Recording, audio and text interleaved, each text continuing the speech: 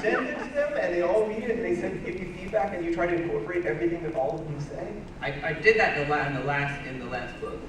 It was an experiment. I had heard that Patrick Roth discussed this, and I thought I should do everything that Patrick Roth does all the time. So I'm going to do this. It's good policy. And it was good. I found like a funny sort of a selection of people. Some people I didn't even know that well. I hadn't met in person, but maybe they'd written me mail or something like that. I didn't want a bunch of writers. I didn't want So are some like fans of the book? Some, yeah. That's kind of cool. Or even people who had written like very smart critiques of the book. Yeah. Who weren't necessarily, they hadn't fallen in love with it. They liked things about it, but I thought other parts were not that great. I wanted to know in advance what parts were not that great, so I could seek to make them greater. Yeah. I always enjoy reading good criticism of my work. I really do. And people ask me like if I read reviews and stuff, and I do read reviews, but I mostly read them because when someone points out something that's not so great, that is correct, I think that's really fascinating. And it's really useful. Because there's the problem with your own writing is that it's so difficult to get outside of it and to read it as a reader. Yeah. Even for a paragraph. Like that's why I never reread my books, is because so many other people have written books that I can read as a reader. It just seems kind of torturous to me to read my own. Yes, I could not do that. No, I've never opened, except to like read it readings and stuff. I've never opened any of my books. Right. But you have a close relationship to your editor. Yeah, she's like my best friend.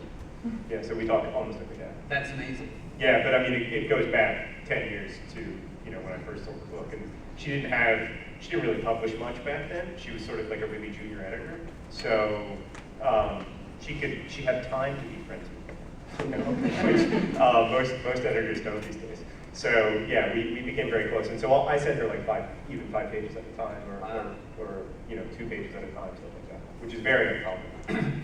Yeah, God, I'm like 5th editor in 5 books. Really? Yeah. Wow, I can't. I do think that if Julie retired or something, I would probably quit writing. Like I don't, because I think I might quit publishing because I don't really know another way to do it. And the writing of Looking for Alaska was so intertwined with Julie's editing it that I can't. Yeah, I don't. I guess I try to figure out a way just because I don't have another great income source. But like, I can't imagine. I really can't.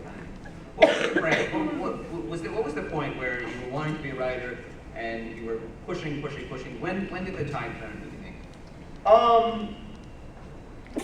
In a way, I started to feel like a writer. I got this temp job working at Booklist Magazine, typing in ISBN numbers all day.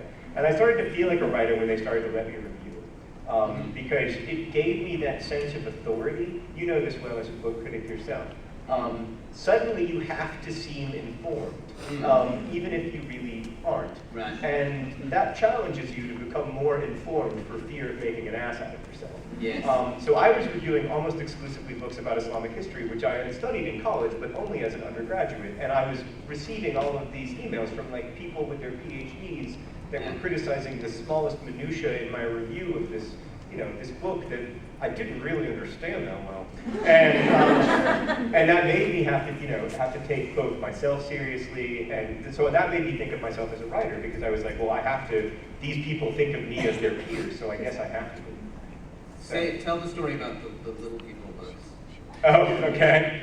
I reviewed a lot of books about little people. I had some niches.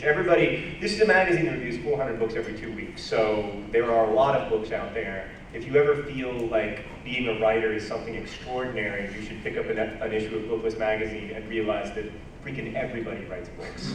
So there's no reason that you can't.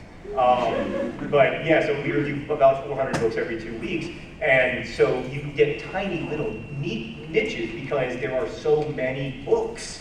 And I started out with me getting the niche of conjoined twins, as many of you know, because I'd liked a book about conjoined twins once, and they were like, oh, and then they gave me like tons of conjoined twins. And then that sort of led to Little People. And then one day, I'm going to tell the whole story because it's funny. One day this guy dies. This old reviewer, longtime Booker's reviewer, dies. And my publisher comes into my office and he says, I have terrible news, George is dead. And I was like, God, that is terrible.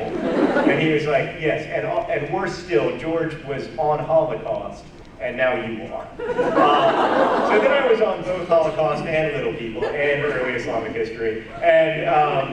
And one day my editor, and there are so many books about the Holocaust, and there are so many books about Little People. You would be astonished.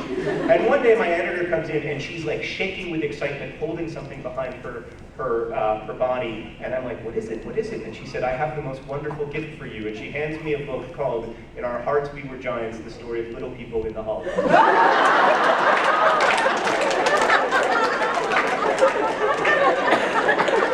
And that's not the punchline. The punchline is that the book is so freaking good. It is both the best Holocaust book I have ever read and the best book about little people. And I've read hundreds of each. It is an amazing work of genius. It is, like, you always hear, like, every Holocaust book is like, this unearthed story that has never been heard before, and you're like, whatever, I've heard this story. I've never heard this story. And it is an amazing story. So if you have any interest in the topic, do look up In Our Hearts We Were Giants, the story of little people in the Holocaust. That story could have gone to conjoin Little People, but it didn't. Someday! Someday! Oh, let's hope, man. Let's hope. No, I'm trying to go. In our hearts we were. In our hearts. In our hearts, in our heart. In our hearts we were giants. I think we've done it. I write a novel, except there are more conjoined twin novels in print than there are conjoined twins. And I think that is, yes, I think we have enough. Is there Chang and Ang? Do you ever read Chang and Ang? Yes, I did. That's how it all started. That's a great book. I just met Darren Strauss, and I told him about this. He emailed me once years later, because I since become a conjoined twin expert, to ask me what else he should be reading in the conjoined twin genre. And I wrote him back like a 3,000-word email. That book is important because I am, oddly enough, an identical twin. And I never felt as though I'd read a proper book about because people throw twins into books all the time because we're weird, and it enables you to do like sort of control experiments because the twins get separated, but then they come back together and they're wearing the same shirt or something. But I've only ever read one writer who got it, and that was Darren. Interesting. Yeah, it's a beautiful book. Yeah, it's really good. I mean, actually, there's another book about Chang and Ang that's equally good by Mark Slavko called God's Fool. Have you read that? It's the exact same book, but a very good version. Right. So, John, are you working on the next book? Yeah. Yes. What are you doing? I'm halfway through the next book. Halfway? Like, as in 6 months it'll be finished? I'm. When do your beta readers get it? Word count-wise, I'm halfway through. 75,000 words. I've got 100. I'd be done. I would just wrap it up. I just kill a couple people. Yeah, man. Just give it to me and I'll have it done for you.